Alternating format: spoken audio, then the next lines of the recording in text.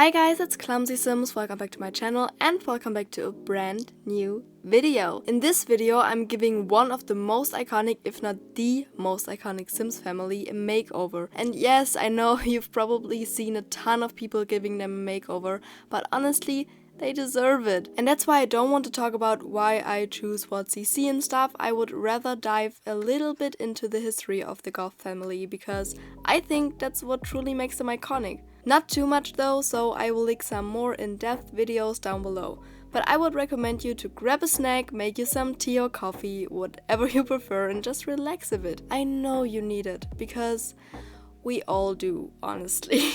As always, don't forget to subscribe to this channel if you like Sims 4 content, and don't forget to give this video a thumbs up if you like it. If you want me to give another Sims 4 family a makeover, let me know down below in the comment section.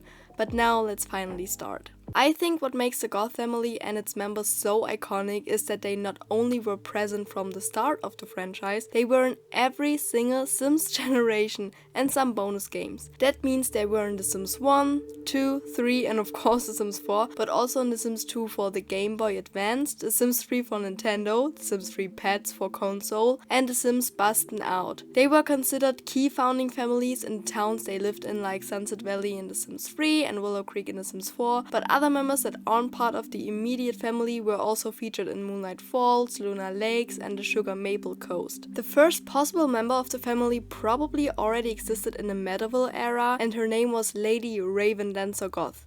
I love this name, I'm obsessed. She also wrote a book called Lady Raven Dancer Goth's Book o' Spells that was found in the Gothic library that was built in Sunset Valley by the first Goths. The Goth family also has a connection to magic.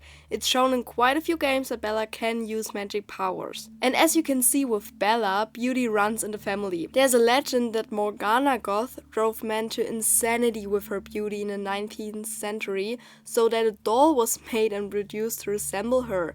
That's totally crazy in my opinion. But you can't tell me that that's not also super iconic. I love this story. I love it so much. The family always consisted of businessmen, politicians, and scientists. Seems like a beautiful and intelligent family tree to me. Even though it sounds weird, their history really starts in The Sims 3. The game is set around 50 years before The Sims 2 and 25 years before The Sims 1. In The Sims 3, young Mortimer lives together with his mother Cornelia and his father Gunther. They are old money, have around 50,000 simoleons, and live in a large Victorian manor. In the description of Sunset Valley, you can read that the town was founded by the Goths and built by the Landgrabs. In The Sims 3, their appearance really fits their name, what differs from previous game generations.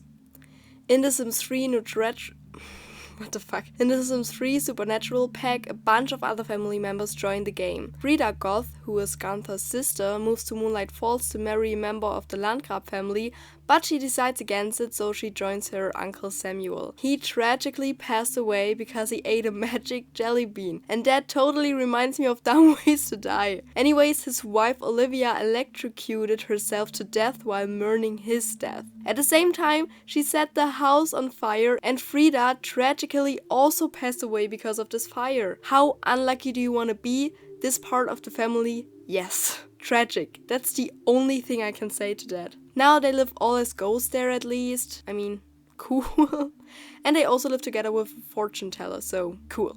Very cool. Bella first appears in The Sims Bustin Out, a game for console, and the family only consists of Bella and Mortimer, what is a bit strange because Mortimer looks old. But maybe that's due to the fact that he is a virus breeder. Bella's also an extra in horror movies, by the way, and I think that's just an awesome job and suits her so well. They live in the Goth manor and regularly get disturbed by two ghosts that they have to get rid of. It's not known who these ghosts are though. They also appear on The Sims for console that's set before The Sims for PC, and there they already consist of Mortimer, Bella, and their daughter Cassandra. In the PC version of the game, they live a rather simple life as a family of 3 with not too much money and a small home. 8 relatives are buried in their backyard, but they are unknown. No one knows who these relatives are. That's a bit concerning if you ask me.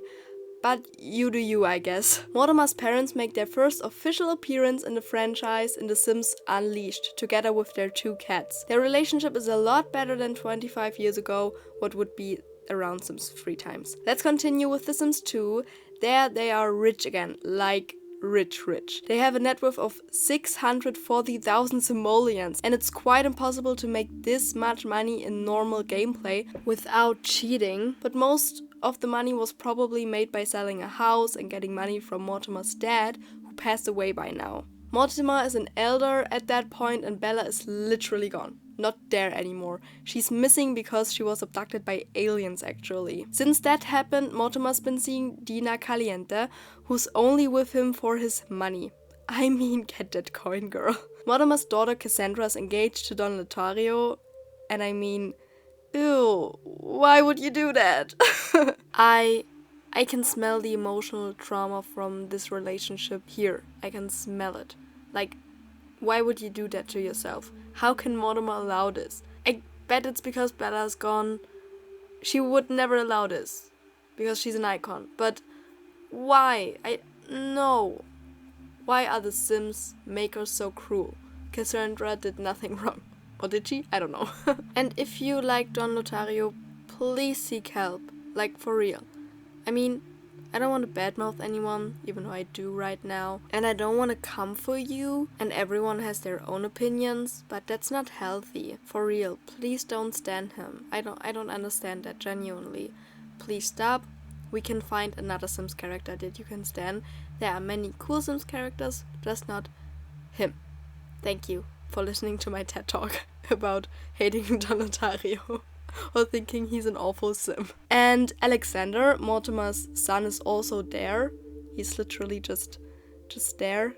He exists. When you start the game with the family, the yard is ready for Cassandra's and Don's wedding, and spoiler alert, he will in most cases leave her in front of the altar. Sad for her, but I mean, we all love some drama, right? They also appear in The Sims 2 for the Game Boy, but don't play a big role there. The only notable thing is that Bella is back, reunited with her family. They next appear in The Sims 3 for Nintendo. Well, only Alexander to be correct, and his wife Cecilia. Mortimer's mentioned in the family's bio, but there's no trace of Cassandra and Bella anywhere. In The Sims 3 Pets for Console, there are also relatives from the Goth family mentioned, but to me it didn't seem that interesting, to be honest. And now we come to the biggest letdown. Some of you may know that The Sims 4 plays in an alternative universe, so everything I just told you is irrelevant in The Sims 4. In this generation they consist of Bella, who is a young adult, Mortimer, who is an adult, teenage Cassandra, and Alexander, who is a child. And as you can see, I'm giving them a makeover right now, that's them. They live in Willow Creek in the Ophelia Villa and have a net worth of 45,500 simoleons, and that's literally it. I'm sorry, but I think their history is quite amazing and super interesting, and the Sims 4 version gives me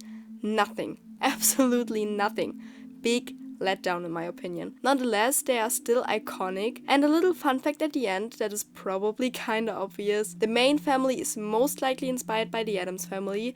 They share a lot of similarities, like that they come from old money, they are an extended family clan, and they associate with Goth themes. Even the Sims 3 home of the Goth family is identical to that of the Addams Family from the movie Addams Family Values, and the house from the original Sims game resembles that from the 1964 TV series. And also both families consist of a mother, a father, a daughter, and a son. I personally love the Goth family so much. They are one of my favorite families from the franchise, and that's why I wanted to start with them. I think it's super sad that we don't have such a fantastic backstory regarding them as in the previous generations. The Sims team really missed out on something special here, and that kinda makes me sad.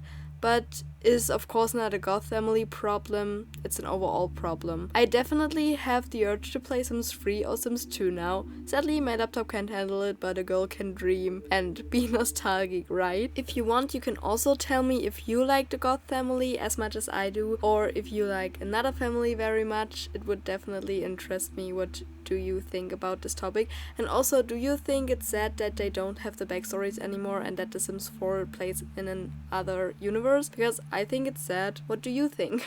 And that's the finished result. I hope you like it as much as I do. I tried to not change too much about their facial features and stuff, and tried to give them a similar style, just a bit more my style, if that makes sense. And of course with a ton of CC, you know me. But that's it for the video. How do you like that style of video? It was so much fun to read about the Goth's family history and preparing it for this video. If you want to see more videos like this, let me know with a thumbs up or a comment. As I said, you can also leave recommendations on who I should give a makeover next, like what Sims 4 family. As always, don't forget to subscribe to this channel if you like content like that, and follow me on Instagram and TikTok for more Sims 4 content. Thank you so much for clicking on this video and staying up until this point. It means the world to me and I appreciate it so much, honestly. Stay safe, stay healthy, stay hydrated, and I hope I will see you again in the next video. Bye!